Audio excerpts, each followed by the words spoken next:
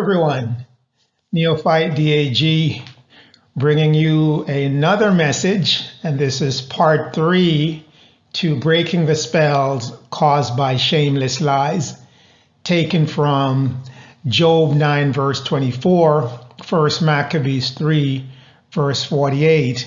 And in today's topic we're going to explore spell words and as it relates to the famous composer Beethoven.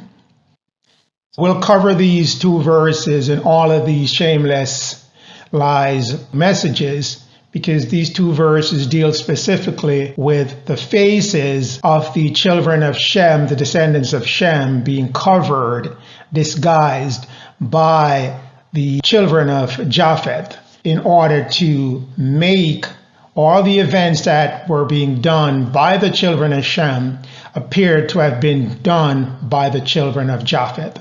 So basically, whitewashing events that were done by people of dark skin and making it seem as if it's Caucasian skin persons that have done these things. So that's what Job 9 verse 24 deals with. I'll let you read it. And also that's what 1 Maccabees 3 verse 48 deals with. Someone who's ungodly, who's wicked, is going to change the likeness of the images from one skin tone to another skin tone, changing it from a dark skin to a pale skin image. So it's not only done with the brush, it's done with the words. Words can change and cast these spells, moving one color to another color.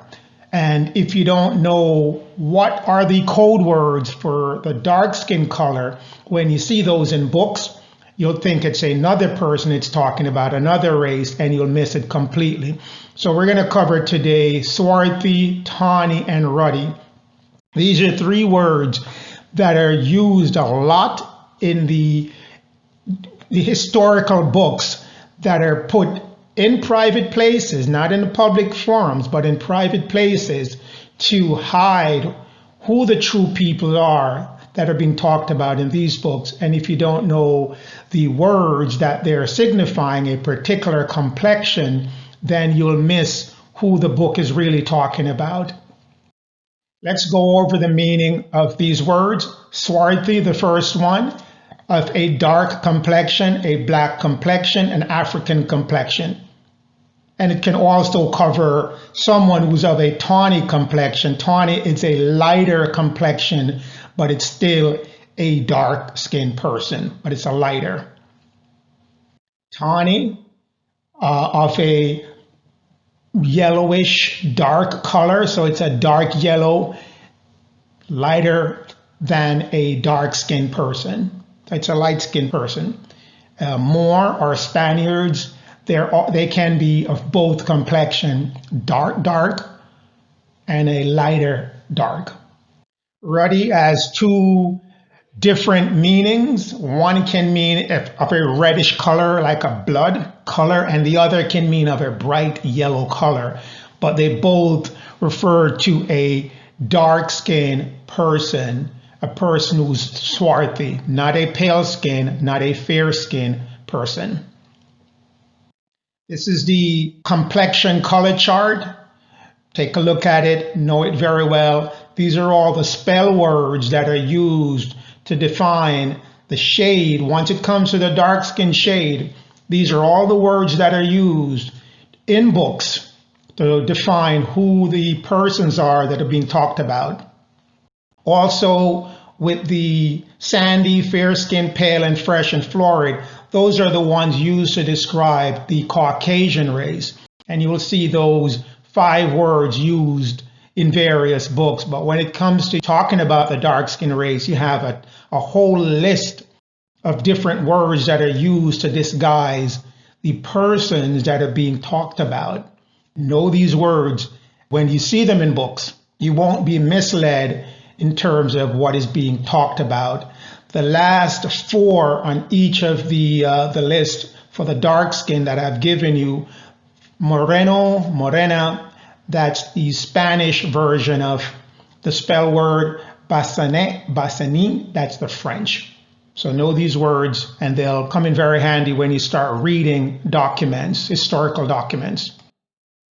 One of the historical documents that we'll read, we'll continue to read this every time we go through this type of message, because it's a very important information that was put out by Benjamin Franklin, talking about things that was happening during his time, during the 1750s, and what he was seeing going on in America. And it's Benjamin Franklin, one of the forefathers, the founding fathers of the United States of America. And these were things that he was seeing. They were troubling to him, and he wanted to get it out on paper that these things were bothering him. In the document, he wrote about the race relations in America, the race relation in Europe. And in looking at item 24 of this manuscript that he wrote, we'll read it very quickly. He said, which leads me to add one remark, that the number of purely white people in the world is proportionately small. So what he's seeing at that time in the entire world, the Caucasian population was very small. And I'll try not to use white and black because those are not complexion. Those are just classification between one set of people who believed that they were meant to rule, and then black is the classification given to by the whites, people that call themselves white. They gave everyone else that classification black, that you were meant to serve as slaves or serve them in whatever they want you to do. So it's not a matter of skin tone, because their skin tone, there are other people who weren't Caucasian that were being classified as white. And even people that were of dark skin complexion are classified as white as well. So it's a classification, it's not a skin complexion. But we'll read through this and sort of pull the meaning out of why we want to do this message today about breaking the spells. So he's saying the entire world, there is a very small amount, in his term, of Caucasian people in the world. But what we're led to believe now, that the Caucasian is the majority in the world, and everyone else of dark complexion is not. So he's telling you that during his time, that wasn't the case. All Africa is black, when the right word to use is dark skin or light skin, tawny. Asia is chiefly light skin. America, exclusive of the newcomer, which are them, they were new to America at the time. The Caucasian race is wholly so. So America is wholly dark skin or light skin. That's what he's saying in those two sentences. And in Europe, the Spaniards, Italian, French, Russian, Swedes are what we call swarthy, dark skin complexion. So he's telling you, as are the Germans. So the Germans also are dark skin complexion. So he's telling you the entire Europe, the major players in Europe during his time were all dark skinned people, meaning these countries were being ruled, governed politically, socially, economically by dark skinned people. So I want you to take away from this that during the mid-1700s, you were the majority in Europe, and these were only a few of the countries. There are more countries that I'm going to throw on this list as time passes, which I'll prove to you. So he's telling you, in Europe, you are the majority, you ruled Europe, and until they showed up in America, you were the majority and the rulers of that land. Where did all the dark-skinned people go that were in Europe? Where did their leadership go? Where did their social go? Where did their economics go? We'll explore that, but I think you get the picture that if you were there and now you're not there, something happened to get you out of there and to have you give up your land, your economics, and your social and go somewhere else.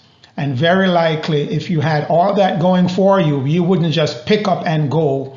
You would have had to been forced out of that location by some extreme means. And we'll dig more and more into that so you can get a clear picture of how you were there and then now you're not there. We'll cover Ludwig Van Beethoven. We know him as Beethoven. He's a famous composer. He was born in 1770 in Germany around the same time that Benjamin Franklin put out his letter, and he died in 1827 in Austria. So he was born in Germany and he was in Austria. And this is a picture that Wikipedia gives you as Beethoven. And from our chart, he clearly looks like either a fair-skinned or a pale-skinned person from the picture that Wikipedia has of him. There is a book written by Antoine Felix Schindler, Beethoven as I Knew Him. And we'll read from page 454, and the highlights I have pulled out for you. His complexion is ruddy and healthy. And this description was given of Beethoven at the time when he was 52 years old. So from the book cover, you can't really tell whether, it's ruddy, because ruddy should be under the swarthy section. So the book cover can't give you that clear picture in your head that he was a ruddy complexion person. But from your definition of ruddy, from what you have gone over and what we have defined, you'll see that ruddy means of a dark skin hue, a dark skin complexion. We'll go to the chart again and we'll look to find where ruddy is on the chart. We'll see ruddy is under the first column where swarthy begins. That's a ruddy complexion, not dark, not medium dark, but sort of the first level of dark. It's a light skin, yellowish tone, yellow complexion, but it's still of a dark skin complexion person. This is what Beethoven looks like again on the Britannica website. This doesn't look like a ruddy. And that's why I posed a question to you, just to see if I'm the only one who's a little bit off in what I'm seeing. Does this person have a ruddy complexion based on how it's painted? It clearly doesn't. This is a pale complexion. I wouldn't even say fair. It's a pale complexion, extremely white. But in one book, it says he's of a ruddy complexion. Let's consult another book, Beethoven, Biography of a Genius by George Marrick. And what George Marrick says, this is Beethoven. He's describing Beethoven as a young boy. And he said he's of a dark brown complexion. And in the house, this is a musical house, he was called a Spaniard because of his dark complexion. Because going back to Benjamin Franklin's comment, the Spaniards were swarthy. So it would only goes to show that if Beethoven is dark brown complexion, he's going to get that nickname, the Spaniard. He was living in Germany or in Austria or wherever he was at the time. They will time back to the Spaniards, and they gave him that nickname wherever he goes, that he's a Spaniard because of his dark brown complexion. And this is as a boy, he got the name. Does this boy right here looks like a dark brown complexion boy? This has the typical featuring of a fair-skinned boy with curled hair and all the other stuff that's going on in the background. But this doesn't look like a dark brown complexion boy or person. We'll consult another book, Beethoven, A Critical Biography by Vincent d'Indy. Page 4 and page 5 of this book talks about the life of Beethoven. It also talks about his grandfather, Kapellmeister Ludwig van Beethoven. And it also talks about other locations within Europe where the Beethoven family had resided. And it also will give you some insight as to what are the complexion of Beethoven and his grandfather. So let's jump to page 5. At the top of page 5, it's talking about the grandfather. There was a painting that was done of the grandfather by Rodin, and it depicted the grandfather as a dark complexion person. And it also talks about his grandchildren, a boy, barely 8 years old, which was born the 16th of December, 1770. And from what we talked about a few pages back, we know that Beethoven was born 1770, so it's talking about the same Beethoven. Further down on page 5, it says, he too, it's talking about Beethoven now, has the black hair and dark complexion, which earns in the sobriquet, which is a nickname of Spaniard. Ties back to one of the other books that mentioned that Beethoven was called a Spaniard because of his dark complexion, which ties into Benjamin Franklin saying the Spaniards were dark complexion people. Which brings us back now to page 4, where it reads, they're from a Netherlandish homeland, which they were brought from. So it's telling you the Beethoven family traced their connection with that Netherlands homeland. So they're from Netherlands. That's where they're originally from, which adds another country to Benjamin Franklin's list. That Netherlands was also controlled by dark-skinned people that were doing all these wonderful and great things. Let's read further. Kapellmeister Ludwig was born in Antwerp in 1712. Where is Antwerp? It's in Belgium. So Belgium is another country in which there was a dark-skinned population of people that controlled in the majority. A lot of information that can be pulled out of page 4 and page 5. Now, does this person have a dark complexion? We just read his grandfather is dark-skinned.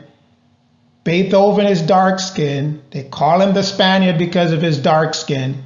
Does this person look like a dark-skinned complexion person? Another book we'll look at is Beethoven, a Pictorial Biography by Erich Valentin. I pulled this picture and description out of that book, and as you can see, the picture, one would assume it's a Caucasian person, but below that picture, this description was given. He was dark. He was dark-skinned, dark thoughts, dark in character, but one would assume that it's talking about his complexion. Let's read on. With black hair, very brown eyes. So very likely it's talking about his complexion. But in tying it back with what we have read before in other books, it's dark complexion. But there is a contradictory picture and wording all on one page. Because you're seeing the image of a Caucasian person, but it's telling you he's dark. So he's giving you the information, but lying to you in the visual. That's why I purposely pulled out this book to give you the contradiction so you can know you're seeing one thing, but the description is another, but it's the image that's going to really grab your attention and will miss the words below. The next book we will look at is Beethoven, The Man Revealed by John Sachette. This book is really true to its title because it does reveal things. Let's go in and find out what it's revealing. This is the picture that the book shows of Beethoven. And he was at the time age 43, that's in 1814, a dark skin complexion person. And it goes on to say, usually in portraits of Beethoven, the dark complexion that led to his nickname, the Spaniard, it's clearly evident. It's telling you, dark skin. He looks like a Spaniard, the complexion of a Spaniard. And it's clearly evident why they gave him that nickname in Europe at that time.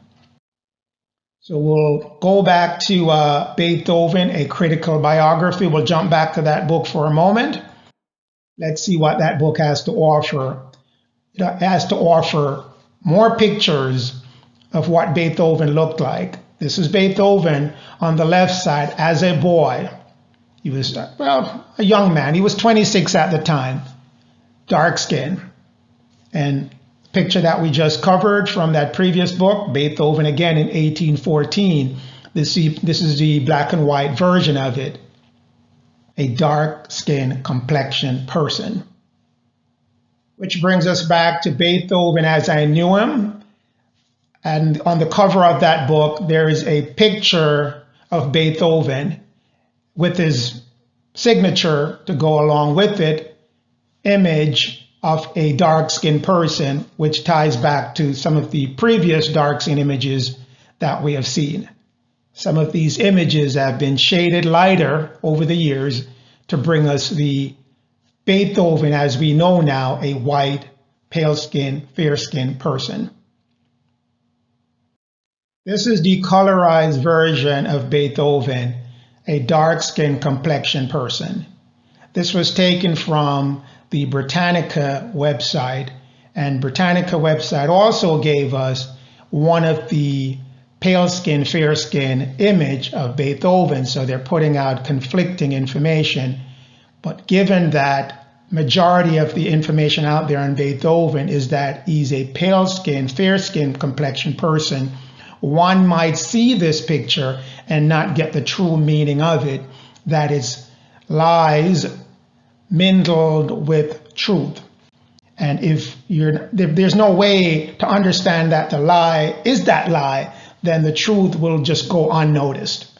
And that's what Britannica has done when it presents two completely different images of one person. In our example, Beethoven. Let's move to some comparisons of Beethoven and see what we can find out from them. This is Beethoven as a young person. On the left side, Beethoven portrayed as a dark-skinned complexion person. On the right side, the shameless lie, Beethoven as a pale, fair-skinned person with curled hair and all the other stuff. And it said he had black hair, and they show him now here with blonde hair. That's the part of the shameless lie, which is moving you away from the truth that he's dark-skinned, dark hair, and showing you a fair-skinned, blonde hair. Here's another example of Beethoven in truth, a dark complexion person. His complexion is so dark that they nicknamed him the Spaniard. That's on the left side, the truth. And the shameless lie on the right side is Beethoven, a pale-skinned, fair-skinned person. Not true at all. He's a dark complexion person. Another example again, truth, dark skin, The Guardian. Someone wrote an article in the Guardian newspaper, it's a British newspaper, which says Beethoven was black. But everyone ignored it because they went ahead with the idea that's on the right, the shameless lie, that he's white, because all the image that you're getting is that Beethoven is a pale-skinned, fair-skinned person, when he's obviously not. When you dig into the books, it's telling you Beethoven is a dark-skinned complexion person. Which brings us to the Britannica comparison. These are the two images that are posted by Britannica of the same person. The one on the left, that is the dark-skinned Beethoven. Take a good look at it. And then they posted again on the right that Casper the Ghost looking Beethoven. This is pale as ever. No dark feature, which is the shameless lie. and it's all being perpetrated on one site. But again, if you go in with the mindset that he's Caucasian, he's pale skin, he's fair skin, the picture on the left will completely miss you, because you won't see the significance of that dark tone, because it will be overshadowed by that pale skin image that you have in your mind. So this is what we're faced with on our day-to-day in terms of what we're learning, what we've taken in so far in our lives as knowledge, because really it's all lies with a little bit of truth hidden inside of it. And now what we have to do is pull the truth out of all the lies that has been given to us. And that's what we call breaking the spell, because there are so much lies have been told to us, and minor lies, medium lies, major lies, but they're all a culmination of lies, so that the Shem line cannot know where they're from, and their identity is taken by the Japheth line. But now we're moving in a different time where the Shem line is going to get their identity back. So that's why all these things are popping up right now.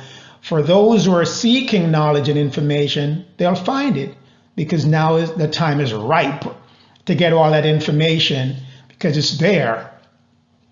It's not far from you, it's there, but we just have to seek it. And if you seek, you shall find. How do you seek and find truth? Here are 7 keys as to how you can do that. First thing first, which is very important, assume everything you already know, whether through church, school, parent, family, friends, TV, movies, is a lie. You have to assume everything you already know is a lie. That's a given, because everything you already know is in fact a lie. You were brought up on that lie, so you'll feel that you are who you are, and those who have created the lie are who they are. They're there to rule over you. It's already in place. There's nothing you can do about that. You can now find out how to dig your way out of that lie and go find the truth. Secondly, you have to unlearn everything you know, because it's a lie. It's been given to you through prepared books, through prepared church, prepared school, prepared parenting. One parent passes it to another parent, and it keeps passing down through family. And then it's reinforced through what you see on your television. The movie reinforces it. Newspaper reinforces it. Everything around you reinforces that lie, that the Shem line is of no quality and the Japheth line were made as rulers. Why does someone need to go through that extreme lie? If you know that the person you're lying to, once they find those lies out, are going to be extremely powerful and overpower you, then you have to maintain that lie as best as you can to rub out their identity, rub out their history. So you're going to have to unlearn all that identity and all that history that has been taught to you, his story, and find out your story. Unlearn all of his story. And it's mentioned in Luke 9 verse 23 that you're going to have to deny yourself and take up your cross daily. Your cross is you. Pick up yourself daily and follow the rules of God, which is going to lead you back to the truth.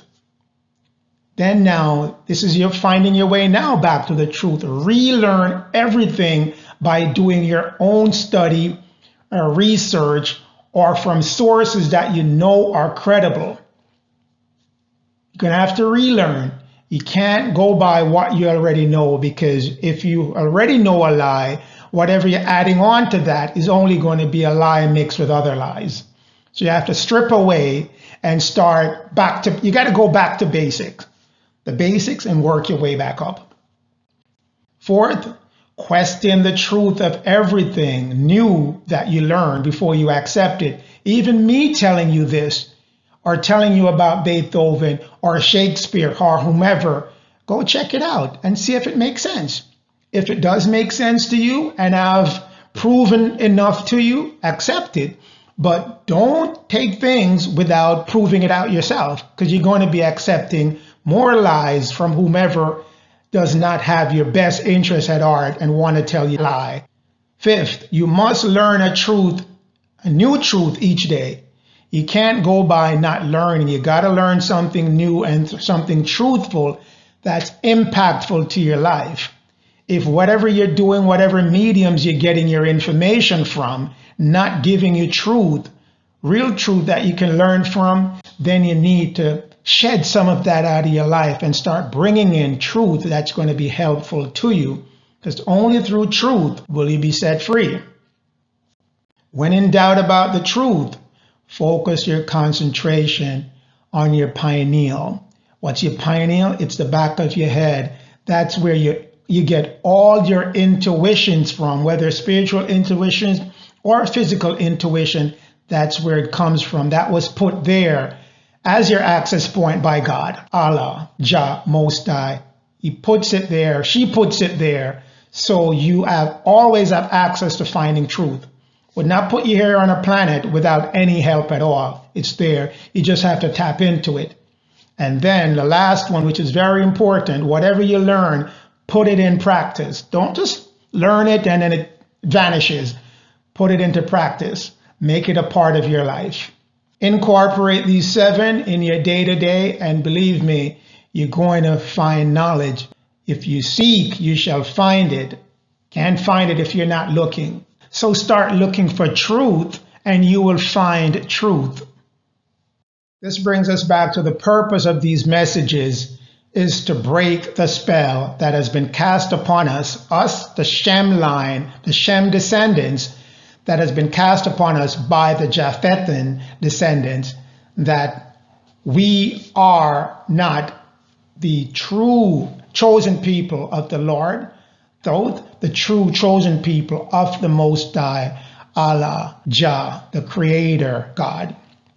We are, in fact.